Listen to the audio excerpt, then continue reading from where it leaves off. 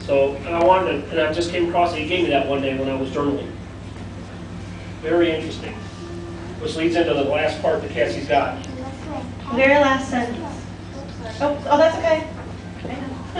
The last one. The vision message is a witness to what's coming. It aches for the coming. It can hardly wait. It doesn't lie. If it seems slow in coming, wait. It's on its way. It will come right on time. And when you start tuning into the flow, and you start hearing about what God has for you and all the promises that He reminds you of that are in the Bible, because even if it's all stated in the Bible, those are for us too. Just because the Bible was written a long, long time ago doesn't mean, the Bible's still alive. Jesus is alive, so the Word's alive. So those promises still hold for us today. So those promises, on top of everything God's telling you, is going to come to pass. If they're warnings, if it's good stuff, a lot of it's good stuff. God likes to reveal the good stuff. He will warn you about the bad stuff, though. But He will prepare you for it in the warning. It's not just going to tell you, oh, this is going to happen, you're on your own. God's like, no, I'm going to prepare you for that. But everything He gives you, hang on to that in faith and hope that it will come to happen. It will come to pass. You may have to wait for it, but it's what happens to you in the waiting and what happens to your faith that it increases and it strengthens you. You have endurance now that you didn't have before. You'll have wisdom that you never had before. Because sometimes the best things do happen while we're waiting. And I know there's a prayer over there that Chuck put up that says, Lord, P.S., can you hurry? And I know we feel that way, from time to time, but we always have to remember it's in His perfect timing, not ours. Yeah, would it be great if He did it on our timetable? Yeah, it would. But can we see everything about the situation? No, but He can. He knows better than we do, better than we know ourselves, and better than we could even hope for ourselves. So, no matter what He tells you, hang on. It'll come. It will happen. And then later He'll say, you can see that. So the next time, oh, God says this is going to happen. I know I'm going to have to wait, but it's definitely going to be worth it. So that's kind of a little bit of encouragement there, going through the whole process. So in the last little point about this, when we make this process difficult, it becomes religion. When we keep it simple and easy, it's Christianity, and it's our relationship with Christ. And that's what it all boils down to. And above all else, He wants a relationship with us. So there's many ways to build a relationship with Him, but I found in the Scripture this is a really cool way to do it. It really gets us focused in on the point. And when you're having a bad day or needing the stillness, go back to that vision of picturing you in a scene with Jesus. It'll really quiet the rest of the world out real fast because they don't want to be anywhere where Jesus is at. So that's a good thing for us. Yes, Paul? This is good stuff. If you do these things, you will change, your life will change, your perspective of God will change, your perspective of yourself will change. I mean, it's definitely good stuff.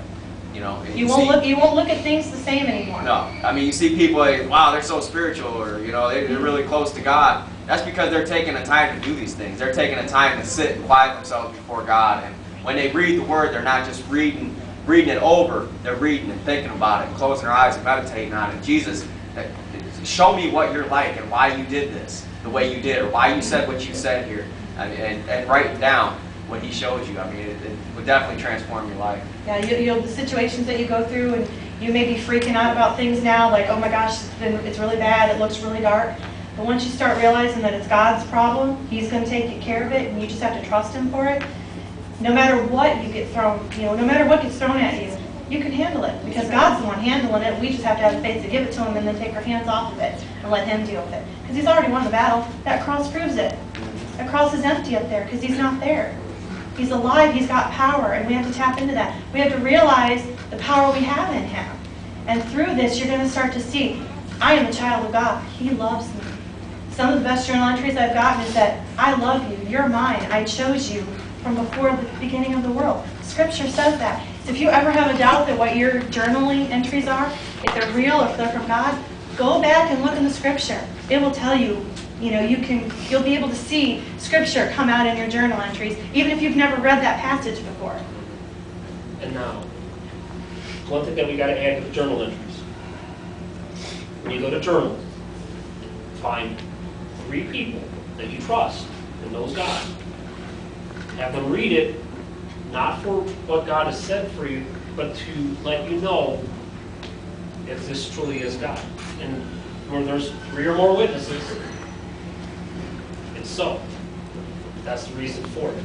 So that means, like, if you go and journal, I want you to find 3 people that you trust, to know God, and they read it for, is this really God? Is this me?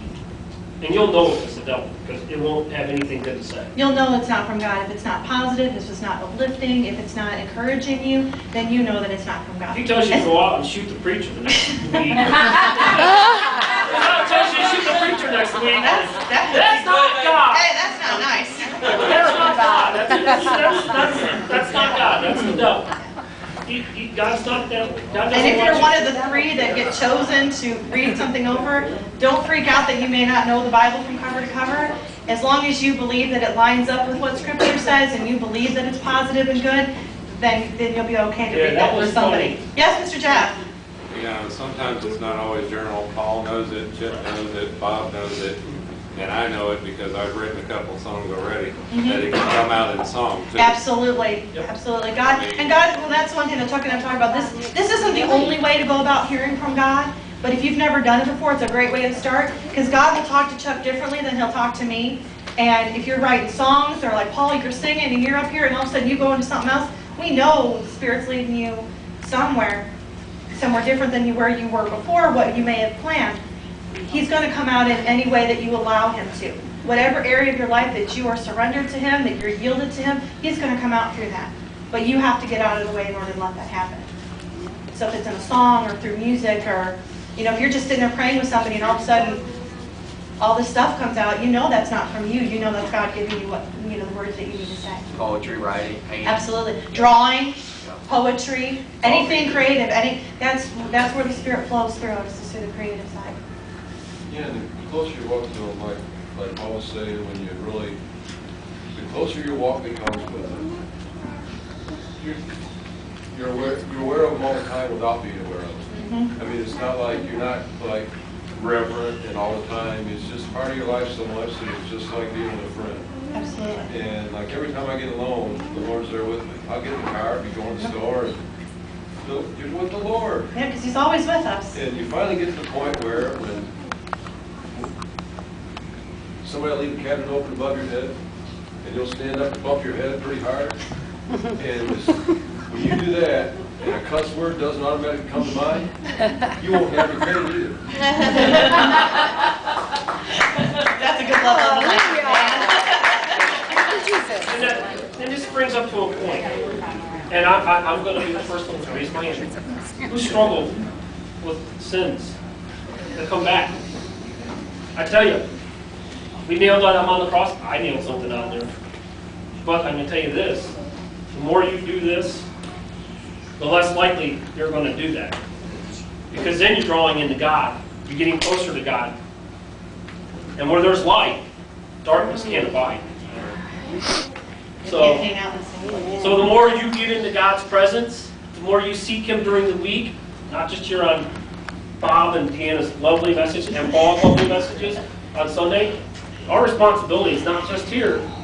It's outside these four walls. So that's why one thing that we on Tuesdays have been... Shameless plug time. Shameless plug time. But the thing is that we want people to be free, and we want people to grow and know Jesus. Because if you don't know Jesus, you're just going to continue to struggle and continue to do things yourselves that you'll never be able to get yourself out of. That's why Jesus was on that cross. He got on that cross, as Paul put underneath, as Bob put up there on Friday, he took care of everything for us. Once and for all. And like I said, that's the best picture right there. He's not there anymore. It was done once, and that's it. To wrap up,